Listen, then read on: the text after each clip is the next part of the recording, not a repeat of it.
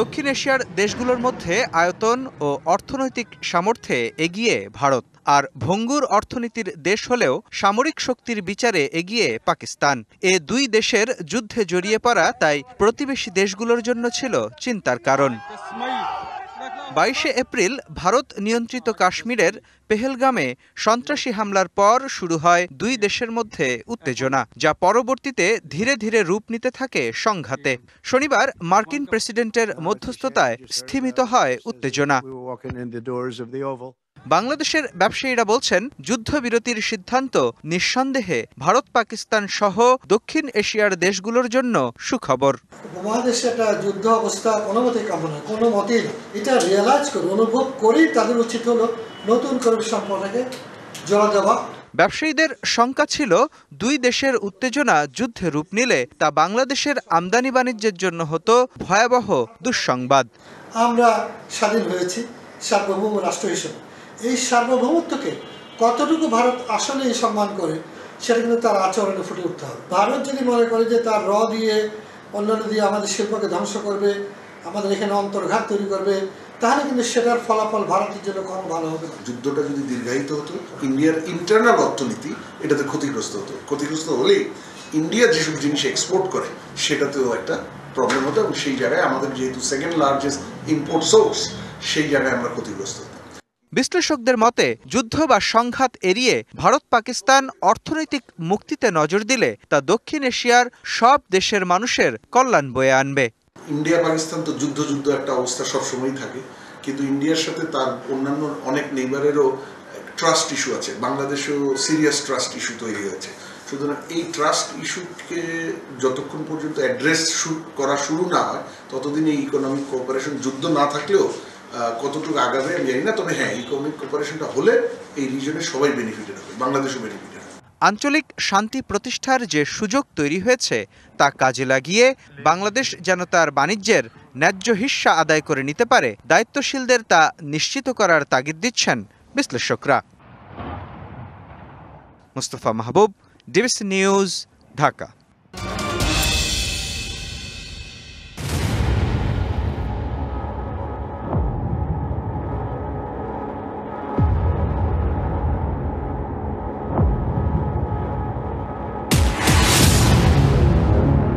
চট্টগ্রামের রাঙ্গুনিয়ার বেতাগী বালুমহাল প্রতিদিন নিয়ম করে বালু উত্তোলনের পর নিয়ে যাওয়া হচ্ছে বিক্রির উদ্দেশ্যে।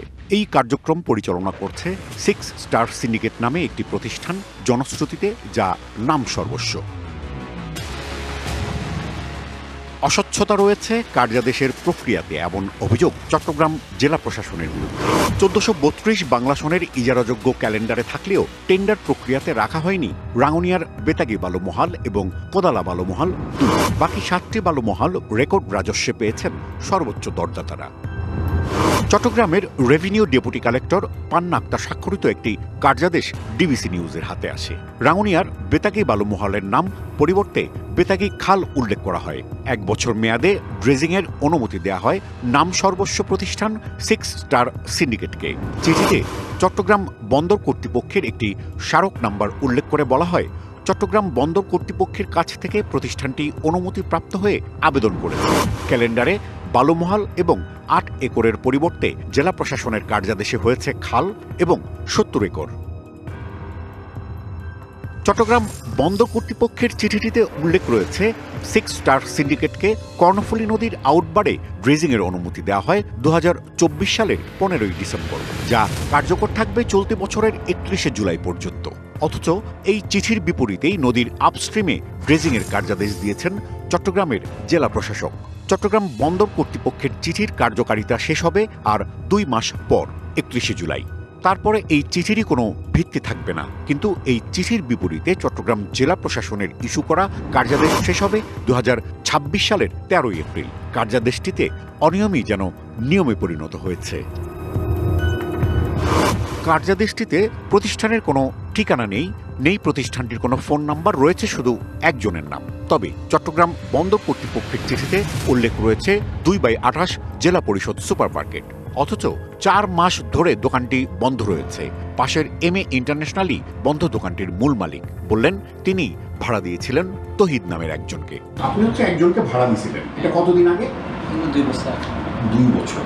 6 স্টার সিন্ডিকেটকে আপনারা দেন? আপনি আপনার কাকে ভাড়া দিয়েছিলেন? তৌহিদুল ইসলাম। ফোনে অপর প্রান্তে একজন নিজেকে তানভীর এবং 6 স্টার সিন্ডিকেটের কর্মকর্তা পরিচয় দিয়ে কথা বলেন ডিবিসি নিউজের সঙ্গে। বালুমহলের কার্যাদেশ নিয়ে প্রশ্ন করলে ভিন্ন সময়ে আলোচনায় বসার প্রস্তাব দেন।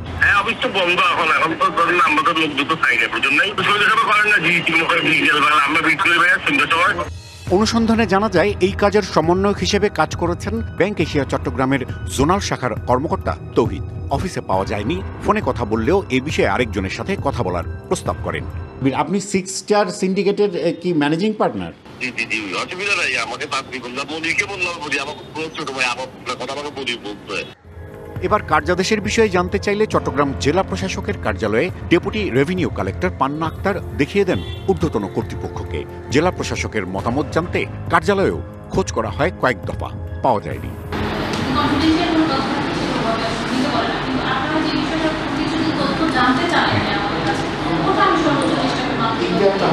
টিআইবি চট্টগ্রাম মহানগর শাখার সভাপতি বললেন, এটা ভয়াবহ রকমের দুর্নীতি। জড়িতদের শাস্তির আওতায় আনতে দুদককে এগিয়ে আসার আহ্বান জানান।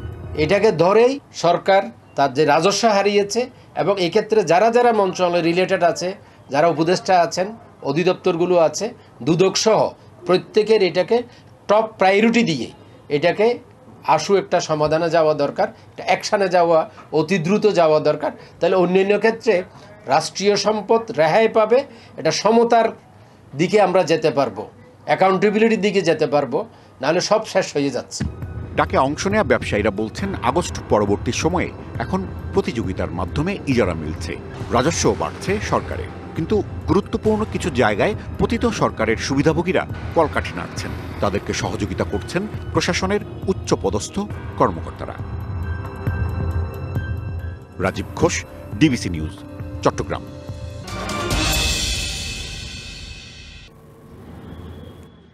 আওয়ামী লীগ সরকারের সময় আস্থাহীনতা আর হতাশা যেন সমর্থক শব্দ ছিল দেশের পুঁজিবাজারের জন্য। রাজনৈতিক পট পরিবর্তনের পর বাজার ঘুরে দাঁড়াবে বলে আশার আলো দেখেছিলেন বিনিয়োগকারীরা। পুঁজিবাজারকে শক্তিশালী করতে অন্তর্বর্তী সরকার ব্যাংকার খন্দকার রাশেদ মাকসুদকে চেয়ারম্যান নিয়োগ দেয়। মাকসুদ কমিশন বাজার সংস্কারে নড়ে চড়ে বসে, কিন্তু বাজারে আস্থা ফেরেনি, বেড়েছে অস্থিরতা। লাভের দূরতা পুঁজিই নাই বর্তমান প্রেক্ষাপট। সরকারের পট পরিবর্তন হওয়ার পরে মনে পুঁজিবাজার ভালো হবে সেটা মনে করে তারা আশায় বুক বেঁধেছে। কিছুদিন যাওয়ার পরের থেকে দেখা গেল যে স্বৈরাচারী সরকারও ফেল করে ফেলছে বর্তমান সরকার। এমন অবস্থায় রবিবার রাষ্ট্রীয় অতিথি ভবন যমুনায় পুঁজিবাজারের উন্নয়নে বৈঠকে 5 সিদ্ধান্ত নেওয়া হয়েছে, যেখানে বর্তমান কমিশনকে বহাল রেখে বিদেশি বিশেষজ্ঞ এনে বাজার সংস্কারের উপর জোর দিয়েছে সরকার। সেট অফ ফরেন এক্সপার্টকে আনতে বলেছেন। সরকারের এমন সিদ্ধান্তকে প্রত্যাখ্যান করেছে Bangladesh capital market investor association. এই আলোচনার ফলাফল দৃঢ়ভাবে প্রত্যাখ্যান করে Bangladesh capital market investor association. তার কারণ, প্রধান সমস্যাই আলোচনায় আসেনি। প্রধান সমস্যা কি? প্রধান সমস্যা ছিল রাশেদ মাকসুদের অপসারণ। আর বিদেশ থেকে বিশেষজ্ঞ এনে পুঁজিবাজার সংস্কার চ্যালেঞ্জিং বলছেন বিএসসিসির সাবেক এই চেয়ারম্যান। উন্নত মার্কেটের এক্সপেরিয়েন্স নিয়ে এখানে আসলে আমার মনে হয় তার পক্ষে এই মার্কেটের বাস্তবতা বুঝে মূল্যায়ন করে সমস্যা সমাধান করা বেশ কঠিন হবে। সুতরাং বিদেশ থেকে যদি আনতে হয় তাহলে এমন মার্কেটের অভিজ্ঞতা সম্পন্ন ব্যক্তিদের আনা উচিত যাদের ফ্রন্টিয়ার মার্কেট বা ইমার্জিং মার্কেট সম্বন্ধে ভালো অভিজ্ঞতা আছে। বিশেষজ্ঞরা বলছেন, পুঁজিবাজার শক্তিশালী করতে বিগত সরকারকেই অনুসরণ করছে বর্তমান সরকার। সিদ্ধান্ত যাই হোক, বাস্তবায়নের উপরই জোর দিয়েছেন তারা। মেহেরমনি, ডিবিসি নিউজ, ঢাকা।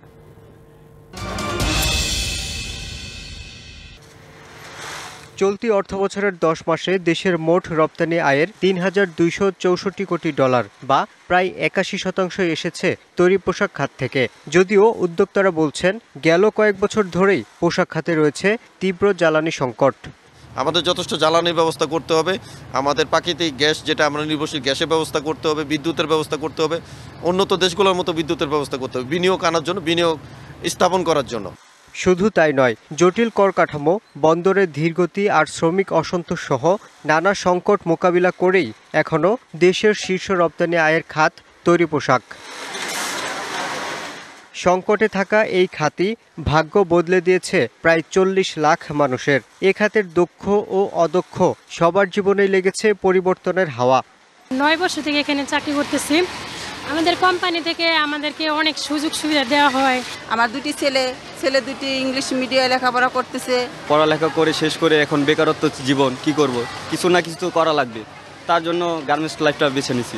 আগে ছিলাম হেল্পার থেকে আয়রনম্যান থেকে অপারেটর থেকে সুপারভাইজার থেকে লাইন চিফ আমি এখন প্রোডাকশন এক্সিকিউটিভ। শ্রম নির্ভর পোশাক খাতে কাজের সুযোগ আছে সব বয়সী নারী পুরুষের। শিল্প এলাকাগুলোতে পোশাক কারখানা ঘিরে গড়ে উঠেছে নানা অর্থনৈতিক কর্মকাণ্ড। গার্মেন্টস শ্রমিক যারা আছে তারাই আমাদের 90% কাস্টমার।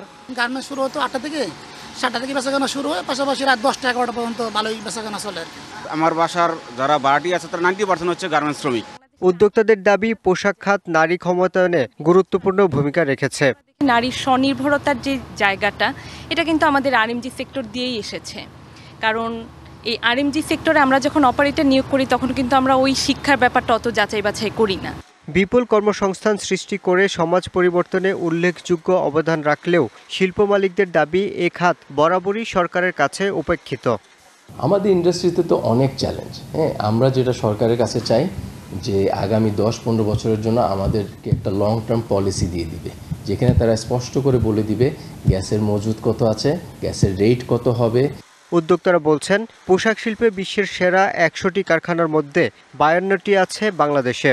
এ শিল্পের সংকট নিরসনে সরকার আরও আন্তরিক হলে এ খাতে বিপুল পরিমাণ কর্মসংস্থান সৃষ্টি করা সম্ভব, যার মাধ্যমে বদলাতে পারে আরও লাখো মানুষের জীবনের গল্প।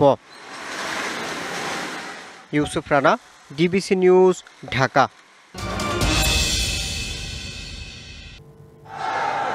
সাবেক রাষ্ট্রপতি আব্দুল হামিদের দেশত্যাগের খবরের পরই আওয়ামী লীগ নিষিদ্ধের দাবিতে রাজপথে আন্দোলনের ডাক দেয় ছাত্র জনতা। এতে একাত্মতা প্রকাশ করে জামায়াত সহ বিভিন্ন ইসলামী রাজনৈতিক দলগুলো। ইসলামী আন্দোলন বাংলাদেশ বলছে, রাজনৈতিক দল নিষিদ্ধের পক্ষে নন তারা। রাজনীতিতে ফিরতে হলে আদালতে আওয়ামী লীগকেই প্রমাণ করতে হবে তারা গুম, খুন বা গণহত্যার সাথে জড়িত নয়। আমরা নির্বাহী আদেশে একটা দল নিষিদ্ধ হয়ে যাক, এটা কিন্তু আমরা অতীতেও চাই নাই, এখন আমরা চাই না। হ্যাঁ, বিচারিক প্রক্রিয়ার মধ্য দিয়ে তাদের অপরাধটা আদালতে প্রমাণিত হবে, তারপরে আদালত যেই রায় দিবে সেই রায় বাস্তবায়ন হবে, এটাই আমরা চাই। আওয়ামী লীগের নেতৃত্ব যারা যারা আছেন তারা সকলেই অপরাধী, গণহত্যার সঙ্গে জড়িত, আওয়ামী লীগ দল হিসাবে অপরাধী। দলও যতদিন পর্যন্ত বিচার সম্পন্ন না হবে ততদিন দলটাও নিষিদ্ধ থাকবে। দেশের সরকার এটা প্রায়োরিটি মেনে নিয়েছে এবং বিচার হওয়ার আগ পর্যন্ত তারা বলছে যে তার সমস্ত কার্য বন্ধ থাকবে। কাজে এই ব্যাপারে আমি অভিনন্দন জানাই সরকারকে যে জনতার দাবি ছাত্র জনতা মেনে নিয়েছেন। বিচার প্রমাণিত হয় তারা গণহত্যার সঙ্গে জড়িত, তাহলে অবশ্যই তাদেরকে ব্যান করতে হবে এবং ব্যানটা সাময়িক সময়ের জন্য হওয়ার কথা নয়। আওয়ামী লীগের কার্যক্রম নিষিদ্ধে সরকারের সিদ্ধান্তকে স্বাগত জানিয়েছে জামায়াত ইসলামী। দলটির নেতারা বলছেন, এ বিষয়ে সরকারকে দ্রুত সিদ্ধান্ত নিয়ে তা কার্যকর করতে হবে। আওয়ামী লীগ নিষিদ্ধ দরকার ছিল, নিষিদ্ধ হয়েছে।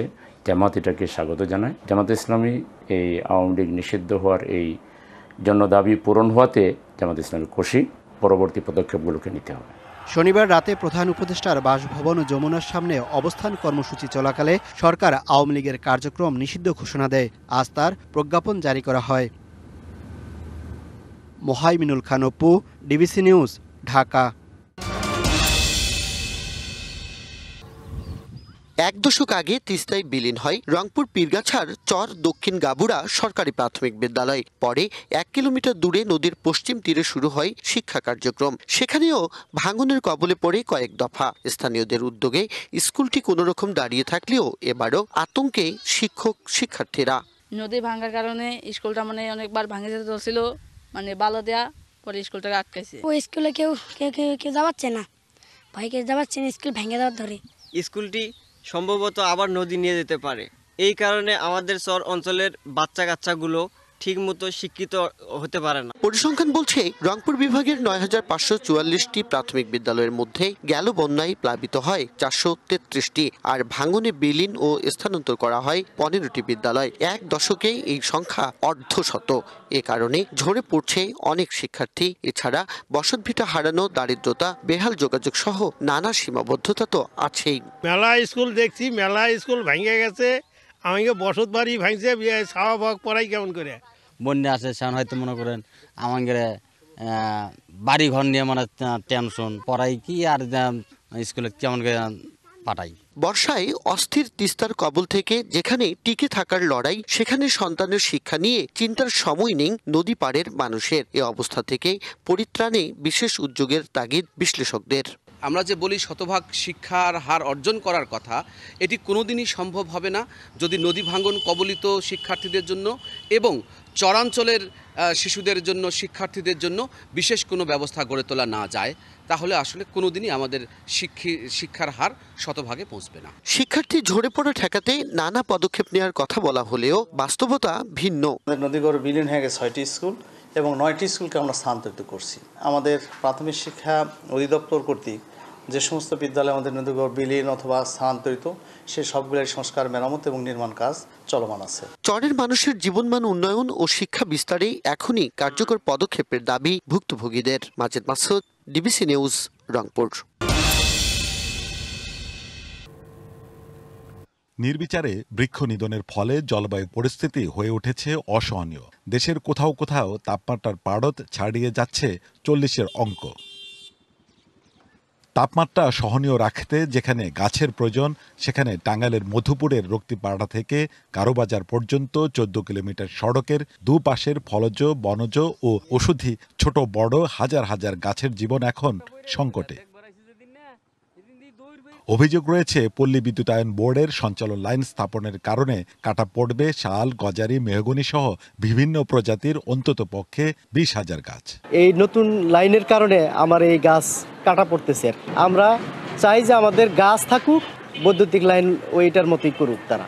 অনেক গাছ কাটা পড়তেছে, বড় বড় গাছটি একটু ফাঁকে দেন, একসাল তারা সব ফাঁকতে দেয় নাই, তারা গাছে তল দিয়ে গেছে। গাছ ও বনভূমি উজাড়ের ফলে জলবায়ু পরিস্থিতি সহনীয় মাত্রার বাইরে চলে যাচ্ছে দাবি পরিবেশ বিশেষজ্ঞদের। এটা স্বাভাবিকভাবেই এই খুঁটিগুলোকে সরিয়ে গাছগুলোকে রক্ষা করা সম্ভব। এই গাছগুলোকে কেটে বিদ্যুতের প্রবাহের ব্যবস্থা করি, তাহলে এই 30-40 বছরের গাছ আবার নতুন করে লাগাতে গেলে 30-40 বছর আমাদেরকে অপেক্ষা করতে হবে।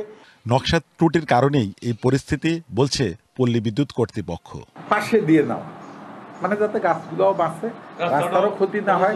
কোনো সময় যদি রাস্তা 10 ফিট বাড়ে, তাও যেন বিদ্যুৎ লাইনটা সেপে থাকে। এটা যারা পরিকল্পনা করছে, যারা এটা এক্সিকিউট করতেছে, তাদের সঙ্গে কথা বলতে। স্থানীয়দের লিখিত অভিযোগ পেলেও কার্যকর পদক্ষেপ না নেওয়ার অভিযোগ উপজেলা প্রশাসনের বিরুদ্ধে। আর বন বিভাগ বলছে এসব বিষয়ে কিছুই জানে না তারা। তো মানুষের অভিযোগ আছে, আমরা পরিবেশের কথা চিন্তা করে মাথায় রেখে বিদ্যুতের লাইনটাও যেন আমরা স্মুথভাবে নিতে পারি। যখন এই কাজটা শুরু হবে সরজমিনে, আমি নিজে থেকে কিভাবে গাছগুলোকে বাঁচানো যায় এবং পাশাপাশি বিদ্যুৎ, যেহেতু এটা আমাদের ক্রাইম নিড, এটাও যেন ঠিক থাকে, এই ব্যবস্থাটা আমরা করবো ইনশাআল্লাহ। তাদের বিরুদ্ধে আমরা আইনানুগ ব্যবস্থা নেওয়ার জন্য আমাদের যে মধ্যপুরে যারা আছে সংশ্লিষ্টদের বলেছি, তারা তাদের সাথে যোগাযোগ করে কিভাবে এটা বন্ধ করা যায় সেই ব্যাপারে ব্যবস্থা নেবে। চলতি অর্থ বছরে টাঙ্গাইলের ঘাটাইলের পাকুটিয়ার গ্রিড থেকে গারোবাজার সাবস্টেশন পর্যন্ত 33 কেভি সঞ্চালন লাইন স্থাপন প্রকল্প বাস্তবায়ন করছে পল্লী বিদ্যুৎ উন্নয়ন board. Sohel Talukdar, DBC news, Tangail.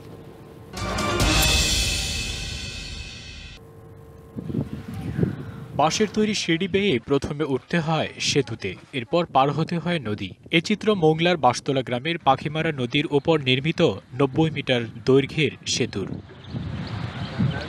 2018 সালে সেতুটি নির্মাণের দরপত্র পায় ঠিকাদার আবুল কালাম আজাদ। কথা ছিল 2019 সালে শেষ হবে কাজ, কিন্তু 3 বছর পর 2022 সালে এটি নির্মাণ হয়।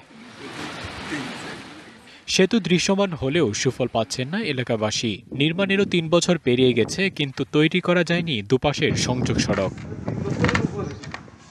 সেতুটি চালু না হওয়ায় ভোগান্তিতে বাঁশতলা, পাখিমারা, শিকারিবাড়ি, রসুমারি, কাঁঠাখাল, চায়না মার্কেট, আজিজ ভাট্রি সহ আরও কয়েকটি গ্রামের মানুষ। এদিক থেকে সব ছেলেমেয়েরাই ওই স্কুলেই যায়, তো তাদের সমস্যা হয়। আমরা বাজার করতে যাই, আমাদের সমস্যা হয়, কারণ উঠার কোনো ভালো সুবিধা নেই। অসুস্থ যে কত কষ্ট হয় তা তো বোঝেন, যে কিভাবে তার ভার করতে হয়, লোক কইলে ভার করতে হয়, কত সমস্যা দাঁড়ায় আনে। ভূমি অধিগ্রহণে জটিলতা দেখা দেয় সংযোগ রাস্তা করা যায়নি জানায় স্থানীয় প্রশাসন।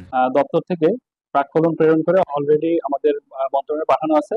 এই ভূমি অধিগ্রহণ প্রক্রিয়া সমাপ্ত সাথে সাথে আমরা কাজটি টেন্ডারের আহ্বানের মাধ্যমে কাজটি সমাপ্ত করে জনগণের দুর্ভোগটা লাঘব করতে সক্ষম হব। দ্রুত সংযোগ সড়ক নির্মাণ করে এলাকাবাসীর ভোগান্তি লাঘবের দাবি স্থানীয়দের। DBC news desk.